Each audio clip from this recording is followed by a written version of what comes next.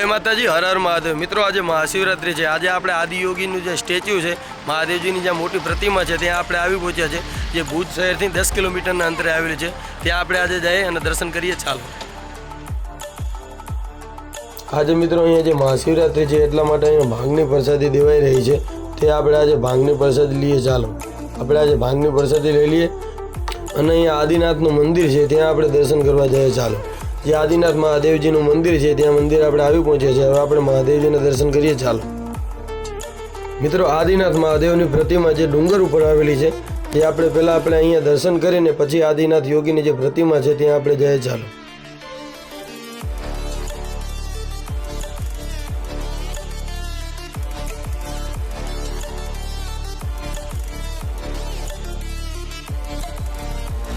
મિત્રો, આપણે આદિયોગીની જે મૂર્તિ છે ત્યાં જાય। આપણે ભોળાનાથની શિવલિંગના તો દર્શન કરી લીધા છે। હવે આપણે જ્યાં આદિયોગીની સ્ટેચ્યુ છે, મોટી મૂર્તિ છે, પ્રતિમા, ત્યાં આપણે જઈએ। ચાલો મિત્રો, તમે જે સામે જોઈ રહ્યા છો, જે આદિયોગી મહાદેવજીની જે પ્રતિમા છે ત્યાં આપણે હવે જઈએ। ચાલો, હર હર મહાદેવ। હવે મિત્રો, આપણે આદિયોગીની પ્રતિમા આવી ચૂક્યા છે।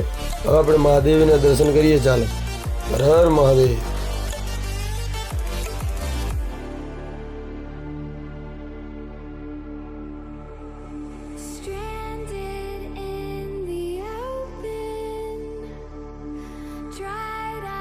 મિત્રો, વિડીયો મને હોય તો વિડીયોને લાઇક કરી વધુમાં વધુ શેર કરજો અને ચેનલને સબસ્ક્રાઇબ કરીને બેલ આઇકનનું બટન દબાવ્યા વગર જાશો નહીં, કારણ કે નવા વિડીયોની નોટિફિકેશન તમને મળતી રહે। મિત્રો, અહીંયા ભુજ 10 કિલોમીટરના અંતરે છે અને આ જે પહાડી ઇલાકામાં આદિયોગીનાથની સ્ટેચ્યુ આવેલી છે। આ મિત્રો તમે જોઈ રહ્યા છો, લોકેશનથી ગાડી ડાયરેક્ટ આદિયોગીનાથની મૂર્તિએ જાય છે।